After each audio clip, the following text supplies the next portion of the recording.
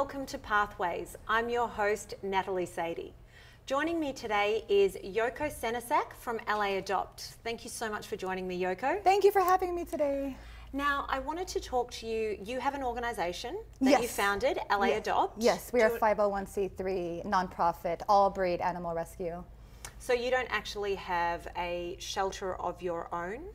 Yes, so we are a foster-based only rescue, rely on fosters and the homes to help us save lives of shelter animals. And how did this come about? What was it that made you decide to start LA Adopt? So I've been advocating for 5 years now, networking and volunteering for different rescue organizations.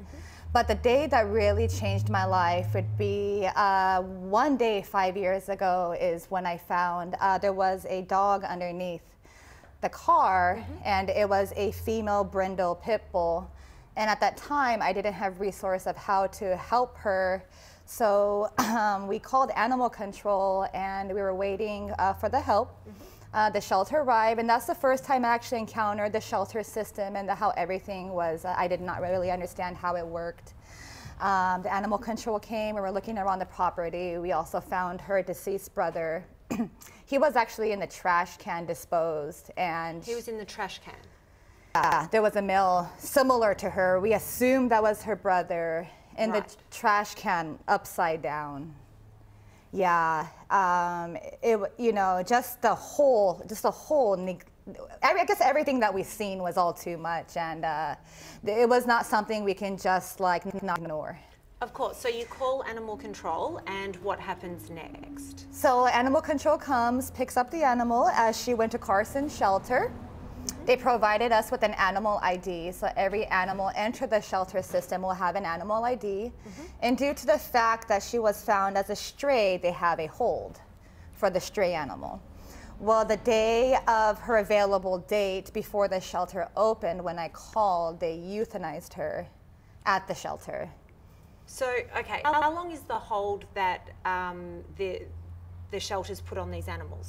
I think it was about 4 days, 4 or 5 days at that time back then. Even still now, there is a hold. Every shelter has a different. But it was about 4th or 5th day on her available day. We had a plan for her, actually. Okay. I shared her story.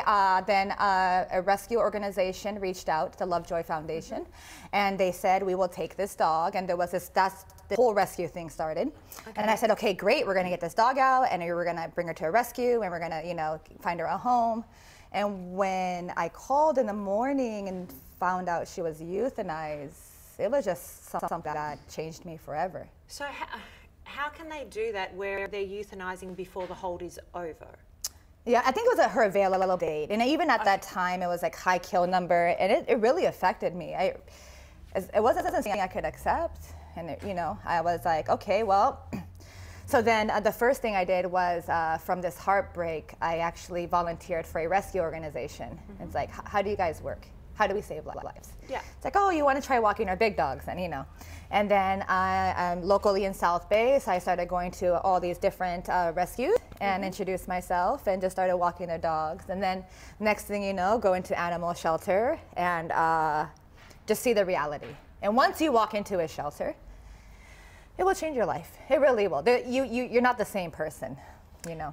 No, you're not. And I did some work for the RSPCA back in Melbourne, Australia, and I remember the first day I went down there to walk through amongst all those animals, your heart is breaking because to not be able to take every single one of them home and keep them safe. And that's the thing. It's like, how do you pick one? You know, it's but you have to start somewhere, and I think that's, you know, it is through emotion. It is feeling this thing of wanting a change, and you know, just to know that one person can truly make a difference, and act on it.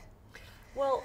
And you know, take action, and it's not necessarily just being involved and knowing how it works, and just, you know, being part of life-saving, you know, answers. And I mean, horrible stories like the one you've just shared with us, I sometimes think they're necessary for change to come about. Absolutely. And I think when their lives mean something or stand for something, it doesn't make it okay, but it makes it worthwhile. It means that we have been able to create something better. And so from that, you've been able to, you know, step into this whole new world. Whole new world. We became a rescue organization ourselves, and you know, really, it was life-changing. Probably, like you said, it was this emotion of sadness and anger, and something that you just want to change, you know? Well, I mean, it just shouldn't be happening to any animals, and I mean, when you're so closely affected by it. So when she was euthanized and you go out and start volunteering with different organisations, how long did it take for you to start LA Adopt?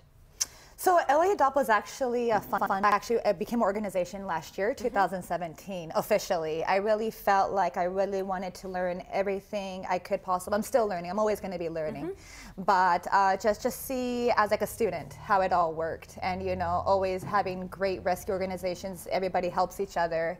It's a really one big community. So, you know, following your Instagram page, because social media has been an incredible tool for you. I mean, absolutely. Every day, social media is being blown up by photos that you're posting of animals that need help, and you post which shelters they're at, descriptions about them. You let people know when they've been in the shelter for, you know, a long period of time. I mean, there are so many questions here. How do you... how has that helped? Has that made your life easier, or? That is where the next generation is really where it's at. We were just talking about this before. You might see a rescue organization and still probably at a, you know, like a pet store, like, you know, PetSmart, and have adoption events. But, you know, I really feel like the social media, Instagram, you know, now we have, it was 60 seconds, you know, we have to create a video. And we try to get all, like the play yard video, the shelter, the kennel, just to get every different personality of a dog into 1 minute. Yeah. But to see the impact of lives being saved just from Instagram or social media alone is powerful. It's amazing. And I get email from Germany and all across the world supporting a dog in Los Angeles. And you know, I can't even, I write back to them. I say, thank you for, you know, supporting all the way. You know what I mean? Like, I'm blown away by the world, how much they care. And they reach out, how's this Carson dog doing? Or how's this dog doing? And, you know, which means the awareness is out there. It is getting out there. Absolutely. And I think one of the greatest things that tend to go viral on social media are the videos or the montages of animals where they say, before adoption, after adoption. So they show a photo of the animal in the shelter. And then when they're home or on their freedom ride. Yes. And to see the difference in these animals. And I feel like that's helping to educate people and steer them away from shopping for and that freedom video is so important. Just because the heartache we see in the social media every day, we need to hear some good to keep fighting this fight. You know, if we don't have success stories, I don't know if we could physically, emotionally continue. If it's constantly, we can't win. But it's that freedom video and that, you know, chances of them getting out, and everybody, that's our favorite videos to post. Like, and it's so nice to see them. To follow your page is actually difficult. I'm not in a position to have a dog, and I desperately want one, but it's just not a reality for me. And I follow your Instagram page and Facebook page, and I cry some nights looking through those videos at these eyes and all of that sort of looking back at me. To see those freedom videos or the happy home tales or whichever video it is, but with a happy ending, it melts my heart that these animals... That makes it worth fighting for. Yeah. It's a moment, you know, there's so much blood, you know, tears and like emotion, and there's so much plan until the animal, you know, being pulled, and there's like so much team behind them, and it's not, you know, there's so many people involved, all for that one moment, all for that freedom, even just them running out of that shelter. Even the dogs know, you know? I was going to say, they know. They know. It's almost like when you see some of these freedom videos when the handler or whoever's working at the shelter they can't wait to get out. They know. They go running and... full speed, like, let's get out, you know? So I guess what I need to know, or I think is important for people to know, you're there advocating for all these animals, and a lot of them are pit bulls on death row, not far off being euthanized. A lot of the animals that you post about where you're looking for an adoptive family or a foster family are sometimes 12 hours away from being euthanized. How do you cope when you're not able to save some of those animals? And that's the part you really have to, you know, it is one life at a time. And, you know, we do try, and there's multiple people, we're always trying to be that no kill, low kill, you know. But for us, nothing's more important than having a plan after the animal's pulled. Yeah. It's not just about getting the animal out. It's where they're going to go. Do they need training? You know, do they have a foster home? There has to be a plan, most important. And it's not possible without the community. As much as we want to save them, there's nothing more important than having a proper plan for the dog and proper plan so we could help them. Then that's where you know, where it's like if people could step out and, you know, then we make a move of pulling the dog out, considering there's everything lined up for them. Yes. Yes. So what's a percentage of animals that you are able to save versus the ones that there's just nothing you can do? I would say, honestly, for the dogs, even when we share on our page, probably 90, 95, we do save them. That's it's amazing. High. Yes, it's not just LA Adopt. So, I mean, my LA Adopt page in general, it is a community page. It is other rescue organizations, other fosters, other adopters, but this is community.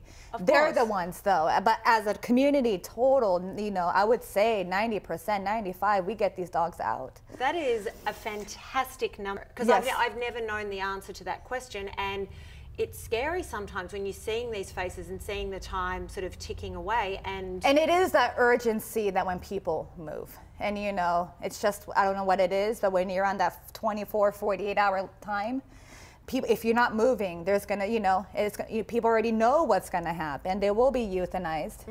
And if you know, and you start seeing action, and it's amazing. It really is, like, to see urgent dogs be adopted like the next day or... You must be so incredibly proud to be a part, and I think a leader of this community that is fighting to save so many lives, and that it's being so effective.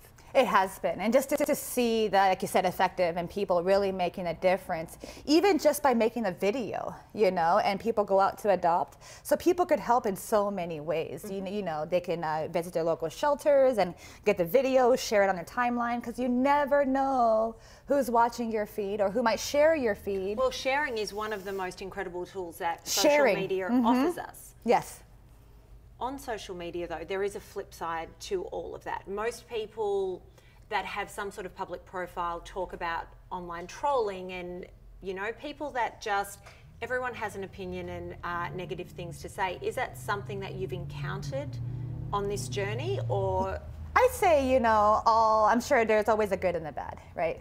That's just the way it is. But at the end of the day, it's not about them. And it's about the dogs, or it's about the animals. But how does it affect you when you're fighting this battle and you're doing everything you can to save these I stand souls? by my animal. And if anybody probably question or anything, we have 100% transparency. I feel like just email us. I'm always putting my information out there. Anybody have any questions furthermore they want to know about our animals, email us, contact us. And I really feel like not going against them, but it's like, you know, let's work together. What is it that you want to know? Or what is it that you're hearing that you might not, you know, you might have misunderstood or not heard it from our rescue organization, you heard it from somebody else. So as long as the trolls they're willing to step up and, you know, reach out to us instead of being the keyboard warrior behind, then there's nothing I can do about that. But if there's something, you know, they want to bring forward, we're happily, you know, to, you know, show them who we are. It sounds like you've got it firmly under control, and you know, you're on your path. Exactly. And nothing is getting in the way of that. Yes. So you have, you've talked about being a non-for-profit. So what are the ways that people can help you if they're not able to foster a dog? So if you're not able to foster a dog, maybe volunteer for your local animal shelter. Even sometimes the shelters are very hard to walk into, and I understand that. They could volunteer for the local rescues. I would say maybe people could, especially for holidays, summertime right now, shelter dogs need fans. It's so hot at the shelter, and things maybe people don't think about getting fan, you know, for the dogs. And there's just so many ways people could, you know, get involved, help. Wonderful. And to support LA Adopt specifically, you have merchandise that you sell? Yes, we do have LA Adopt. So it's laadopt.com, and one big site of our dogs available. Plus we do rescue apparel. We created a rescue awareness apparel to help give back. 100% goes to our animals. And it's really about spreading awareness and love. Amazing. And the apparel is actually incredible. I love wearing it myself. So just Thank you. finally, Yeah. what is the mark that you want to leave on this world? So the mark I want to leave on this world would be just the community awareness and education. That I started this organization just not having any answers or resource, and I hope that one day, by the time I leave here, that there will be enough resource and information where there won't be another situation like hers. Yes. And that most importantly, community will have the resource if they need help with their dog, and it's not, not just a shelter, but there are, trainers, and there are rescue organizations, and there's so many great people that we have answers for. We could help the community.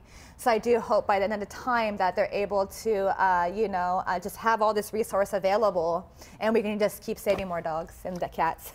Well, I think you're already well on your way to achieving that goal, and thank you so much for sharing your story. I know it's a very emotional one, but I think incredibly important. Thank you so much for having us today, Natalie. You've been wonderful.